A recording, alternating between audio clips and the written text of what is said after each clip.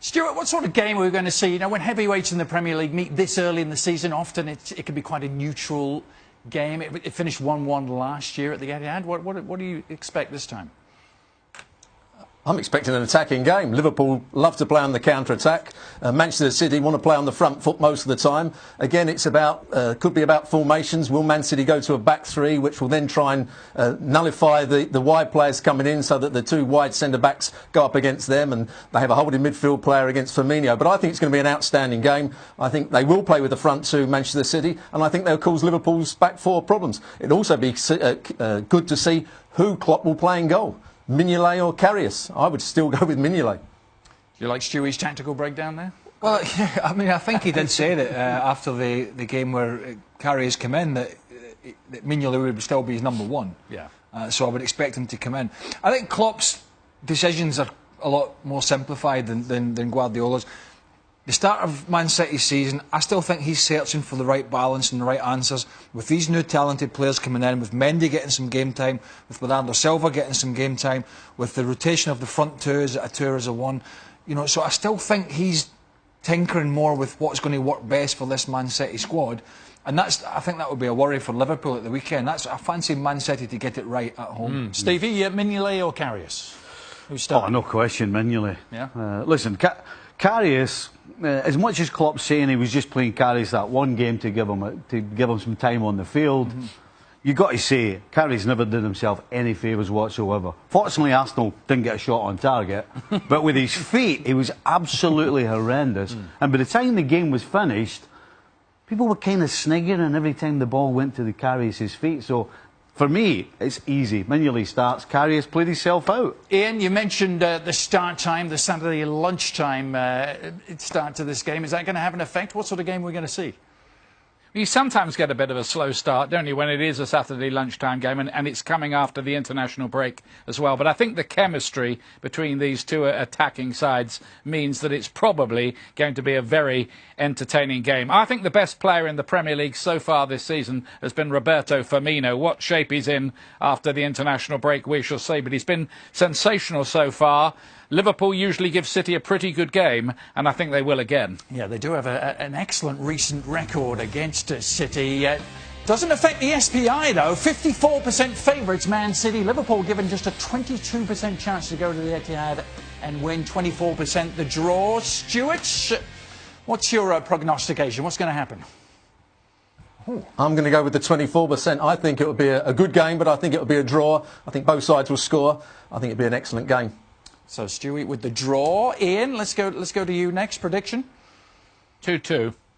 Oh, okay, two draws. I don't want you to take a position. This guy. Was that probably Liverpool's best performance under Klopp 18 months ago? 4-1. Yeah. Absolutely fantastic. Firmino, as the lads mentioned, was great. But I think with the big names getting fit for Man City, and David Silva is available, I believe, who's a fantastic little player. I'm going to go for City. I think they're only going to get better and better as the season goes on. Okay. I agree with Ian in the sense that the chemistry of both of these attacking teams will create chances, but also the lack of chemistry defensively for both of these teams will create chances for the other group. I believe that this is going to be a wide open game. Manchester City thrives in a game where they can really showcase their attacking talent and take Manchester City at home. Two draws, two for City. Stevie? I've got to go for a score draw. He can't bring himself to see it. He can't see it. I'll have to go for a City win. He can't jinx him. He can't jinx him. It's so set up for Liverpool to hit them on the counter. We know City are vulnerable, but Liverpool are vulnerable at the back as well. Right. And that's why I'm going for a score draw. Both sides will score goals. You like Ian's 2-2 prediction, don't you? Yeah, I'll go with that as well. On the other side of the ball, you've got Philip Coutinho after his fit again role for Brazil. Fit and available. Jurgen Klopp suggesting he's not going to start Coutinho, but where does he now fit in? Listen, I think you'll find in the next couple of weeks that Klopp will figure a way of getting him in the starting 11. He certainly won't start at the weekend, and it's quite easy for Klopp not to start him because attacking-wise, Liverpool so far in the Premier League have been nothing short of when fantastic. He is fully fit, though, how does that? He'll get him in. It's amazing how things work. You know, somebody will have a little strain or a little niggle, or they'll be suspended. There'll be something will happen, and he'll get in. And the guy is so good that he'll keep his place, and all of a sudden, hey, he's in the starting 11. What do you mean when you say when he's fully fit? He's fully fit. He was with Brazil scoring goals. He's not Liverpool fit, though, is he? Yeah. All right. Stuart, where's he going to fit in when he is fully fit, whatever that is?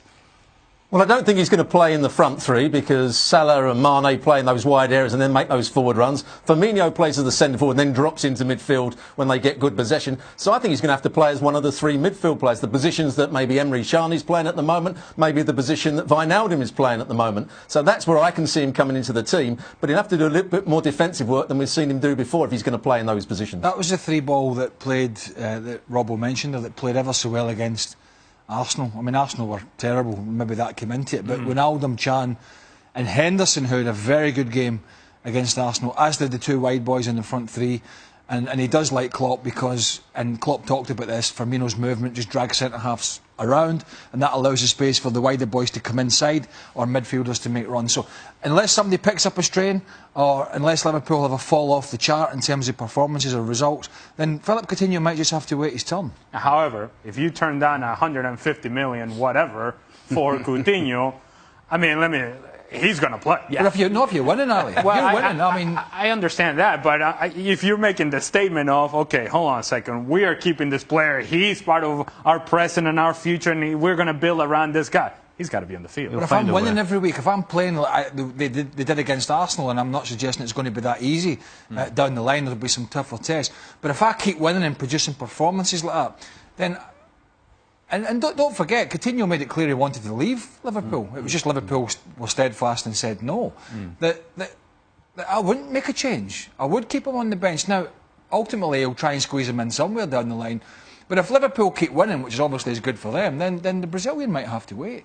City in fourth place, Liverpool in second. Just to refresh your memories, the game at the Etihad on Saturday. And Stuart, just to get into this, let's start by talking about Manchester City, and let's talk in particular about Sergio Aguero. What is going on with him? He's 29, he can't get a game for club or country at the moment, didn't play a minute for Argentina during the international break. What is the dynamic with him and Pep Guardiola at the moment? Well, I think it depends what system that Pep Guardiola wants to play. In the first two games, they started with a back three and two wing-backs. It meant they could play with two up front. And that's the way I think Pep Guardiola wants to go. Then Walker got sent off in the second game, and they played quite well with a back four. They stuck with that against Bournemouth, and Aguero was left out. So I think it all depends about Aguero playing, depending on the system that Pep Guardiola wants to play. If he plays with a back three, Aguero and Jesus start up front. If not, I think Aguero could be the player that comes out the side, and Jesus will play up front by himself. But also, I don't think even in that system, in the two games they did start the season now, and it is only two games, they didn't seem as if they were gelling as a partnership together. You know, both making the same kind of runs and didn't work off each other. And maybe it was just because it's the City side have had a lot of changes, and he's changing the system, and you know it's early in the season. I don't know, but I don't think Guardiola himself is convinced that the two up top is the best way to go. I think what has become very evident is that even since towards the end of last season, where Gabriel Jesus comes into the team, Sergio Aguero was there, and when there was a choice to be made, it was Sergio Aguero on the bench, Gabriel Jesus was playing. So we come into this season, and it's become clear that for Pep Guardiola, Sergio Aguero is not a first-choice striker. He's not. Because if he was, it doesn't matter what the formation is, he would be on the field. To me, this is more about what the perception of Pep Guardiola is of Sergio Aguero as a player than about formations. I find that Pep Guardiola, if he wanted Aguero on the field, he would be on the field. Right now, I think he believes that Aguero belongs on the bench. I'm kind of looking at this differently. You know, Aguero started Aguero started the first two Premier League games. Yeah, right. And that tells you that Pep was, well, he believed in him. But his form wasn't good. He did score the winning goal against Brighton, but he did miss other chances in the two games. His actual all-round play was not very good in the two games, and so he sat him on the third one. I think it's just a case of his form hasn't been good, and that's why Pep hasn't played him recently. Ian, well, that's I mean, that was well, there you go. Ian, it's a bit of an enduring mystery for many in England. I mean, Aguero is still only 29. Is he really receded that much from the height of his powers?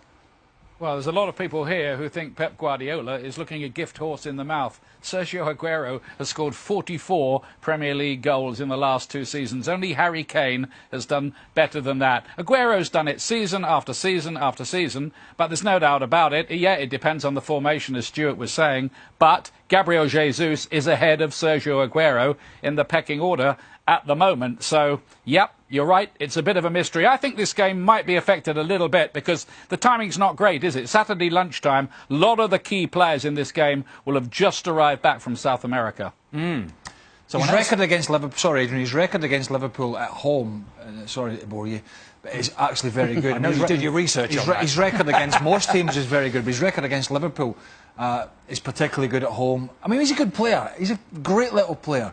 And I think the difficulty is if you are going to keep benching him, how difficult is he going to be to manage? To keep him fresh enough when the bigger games come along in the Champions League, are you going to keep his head mentally right enough that he's going to come in and do a good job? Or is he going to rotate and both players have accepted that that's just going to be the case? I really don't, I'm not sure at the moment what Guardiola's thinking is.